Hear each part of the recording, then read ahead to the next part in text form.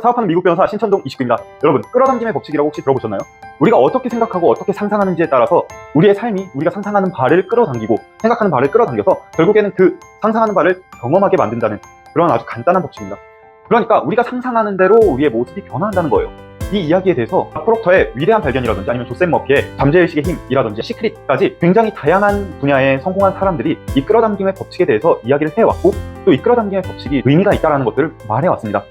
제가 오늘 소개해드리고 싶은 이 책 생각의 비밀이라는 책은 이 끌어당김의 법칙이랑 굉장히 비슷한 이야기를 하고 있어요.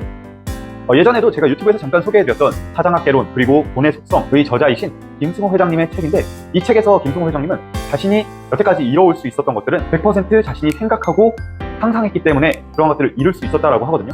최근에 어떤 논문에서는 우리의 뇌는 정말로 우리가 속이기 시작한다면 우리가 정말로 상상이 현실인 것처럼 상상하기 시작한다면 상상과 현실을 구분하지 못한다라고 그런 이야기를 하는 논문을 봤었거든요.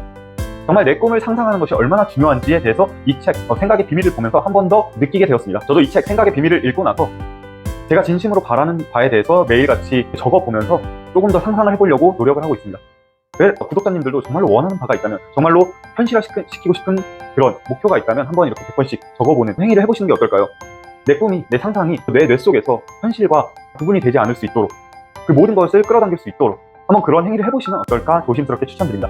이 책 생각의 비밀은 결국에 김승호 회장님께서 자신이 여태까지 사업을 이룩함에 있어가지고 자신이 성공할 수 있었던 것은 이 생각이라는 것에 의해서 그 상상이라는 것에 의해서 성공할 수 있었다는 것에 대해서 전반적으로 이야기를 하고 있고요. 저는 이 부분을 제외하고 이 책 생각의 비밀을 읽으면서 감명 깊게 봤던 부분 세 가지를 한번 공유해 보려고 합니다. 우선 첫 번째로 죽어서까지도 책임을 진다는 것에 대해서 한번 이야기를 해보고 싶고요. 그리고 두 번째로 자신이 정말로 성공하기를 원한다면 이 시간이라는 거에 대해서 약속이라는 거에 대해서 어떻게 생각해야 되는지에 대해서 그리고 마지막으로 성공한 사람들은 도움을 청하는 것을 두려워하지 않았다는 것에 대해서 이렇게 한번 세 가지에 대해서 이야기를 해보려고 해요. 우선 첫 번째로 죽어서까지 자신이 한 일에 대해서 책임을 진다는 것에 대해서 한번 이야기를 해보려고 해요. 이 책 생각의 비밀에서는 김승호 회장님이 그 릭이라는 농부와 있었던 에피소드를 다루는 그 장이 있거든요. 저는 그걸 굉장히 감명 깊게 봤는데 그 릭이라는 농부가 김승호 회장님이 막 울타리를 막 이렇게 치고 있는 걸 보고 그렇게 치면은 울타리가 오래 못 가. 그냥 그렇게 헛수고 하지 말고 나한테 맡겨. 그렇게 뭐 이야기를 하더래요. 그래서 이제 김승호 회장님이 울타리를 쳐본 적도 없고 지금 내가 이렇게 쳐서는 어차피 안 될 것 같으니까 릭이라는 농부한테 맡겼다는 겁니다. 근데 뭔가 이게 언제까지 이렇게 해주기로 했는데 막 별로 준비하는 것 같지도 않고 약간 뭔가 띵가띵가 하는 느낌인 거예요. 근데 약속한 날짜 한 3일 전부터 막 이렇게 만들기 시작하더니 그냥 뚝딱 만들어 놨다는 겁니다. 근데 그게 너무나도 정교하고 너무나도 완벽해서 김승호 회장님은 그때 한번 놀랐는데 이 놀란 게 중요한 게 아니에요. 어느 날 이제 들짐승들 때문에 이 울타리를 조금 손을 봐야 되는 경우가 있었습니다. 그래서 김승호 회장님이 그 밑에 이제 땅을 파기도 하고 막 이렇게 하다가 울타리가 약간 망가졌어요. 그랬더니 그 주변을 서성이고 있던 릭이라는 농부가 와서 이렇게 한마디를 하더라는 거예요. 아니, 자네 그렇게 내 울타리를 망가뜨릴 거면 그냥 이 울타리 모두 철거해 버리겠네. 이 울타리에 대해서 돈을 내고 만들어달라고 한 건 자네지만 이 울타리를 직접 만든 건 나기 때문에 이 울타리는 내가 죽어서까지도 완벽해야 하네. 내가 죽어서까지도 이 자리를 지키고 있어야 하네. 그렇기 때문에 그렇게 함부로 내 울타리를 건드리지 말게나 이렇게 말을 하더라는 거예요. 그러니까 자신이 하고 있는 일에 대해서 정말 너무나도 자부심이 있었기 때문에 그렇게 말을 할 수 있었던 거거든요. 그래서 진짜 내가 하고 있는 일에 대해서 진정으로 책임지는 것이 무엇인가에 대해서 이 에피소드를 보면서 한 번 더 생각해 보게 되었습니다. 그리고 두 번째로 이 약속 시간을 지키는 것에 대해서 이 생각의 비밀이라는 책을 읽으면서 한 번 더 생각해 보게 되었어요. 우리가 보통 막 이렇게 생각하시는 분들이 있어요. 뭐 약속 5분 늦는 게 어때서 10분 늦는 게 어때서 30분 늦는 게 어때서 어차피 내가 조금 일찍 간다고 해서 뭐 이렇게 생각하시는 분들이 있는데 내가 성공하고자 한다면 나의 신뢰도를 높이기 위해서는 그 약속 시간을 단 1분도 늦지 말라고 하는 겁니다. 저도 이 약속 시간에 대해서 굉장히 예민한데 결국에 그런 거 어때요? 내가 5분 늦는 거, 10분 늦는 거, 30분 늦는 거 어떻게 보면 아무것도 아닐 수 있어요. 근데 그 약속 시간에 도착해 있는 사람들은 저 같은 경우에는 이제 보통 한 10분에서 15분 정도 먼저 가 있거든요. 그러면은 30분을 늦는다고 했을 때 1시간 동안 아무것도 못하는 상태, 그냥 멍하니 아무것도 못하고 기다려야 되는 상태가 되는 거거든요. 이걸 다시 한번 뒤집어서 이야기를 해보면 그 사소한 것까지도 지키지 않는 이러한 사소한 배려도 하지 않는 사람과 어떠한 일을 할 수 있겠느냐는 그런 생각이 들기 마련이에요.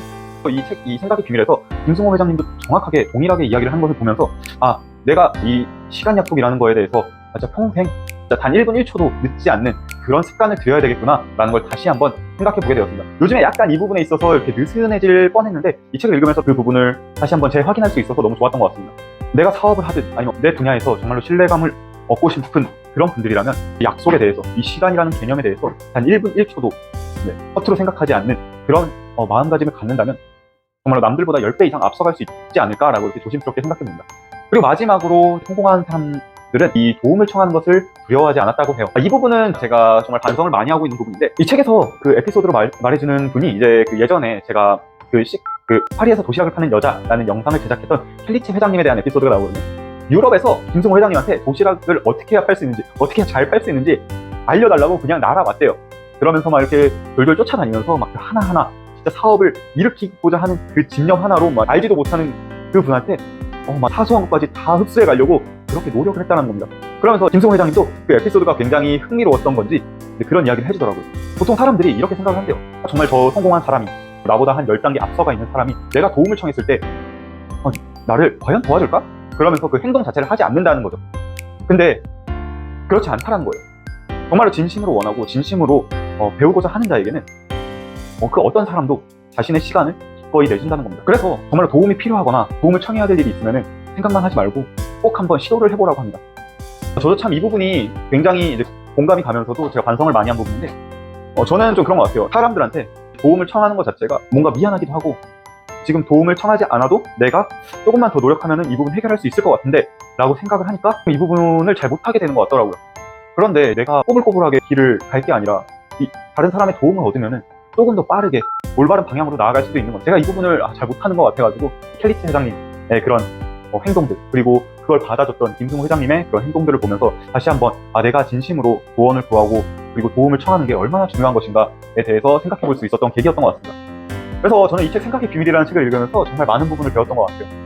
내가 하는 일에 대해서 얼마나 내가 자부심을 가져야 되고 또 얼마나 책임감을 가져야 되는지, 그리고 인생을 살아감에 있어가지고 시간이라는 것에 대해서, 약속이라는 것에 대해서 얼마나 중요하게 생각하고 그리고 또 그거를 내가 인지해야 되는지, 그 마지막으로 이 세상에 홀로 해낼 수 있는 일은 없고 나보다 조금이라도 더 뭔가 앞서 나가 계시고 도움을 청할 수 있는 분이라면 내가 도움을 청하고 또 그분들에게 그러한 감사함을 표현할 줄 아는 사람이 되어야겠구나 라는 그런 생각들을 해보게 되었습니다. 그래서 오늘 정말 그 무일푼에서 4천억대 자산가, 그리고 미국에서 가장 큰 도시락 회사를 만들기까지 자신의 생각이 모든 것이었다고 말하는 김승호 회장님의 이 책 생각의 비밀을 읽으면서 독자님들한테 전해드리고 싶었던 바가 많았던 것 같아요. 제가 이 책에서 나오는 모든 내용을 전달해드리진 못했기 때문에 김승호 회장님이 어떻게 성공하고 생각의 힘이 얼마나 위대한 것인지에 대해서 알아보고 싶으시다면 한번 이 책, 생각의 비밀이라는 책 꼭 읽어보셨으면 좋겠습니다. 정말 독자님들이 원하시는 바, 그리고 독자님들이 꿈꾸시는 그 모습 정말 모두 끌어당길 수 있길 바라고 10년 뒤, 20년 뒤에 그런 모습으로 행복하게 그 삶을 꾸려나갈 수 있기를 진심으로 응원합니다. 그럼 또 한 주 행복한 한 주 되시길 바라고 여태까지 신천동 29였습니다. 감사합니다.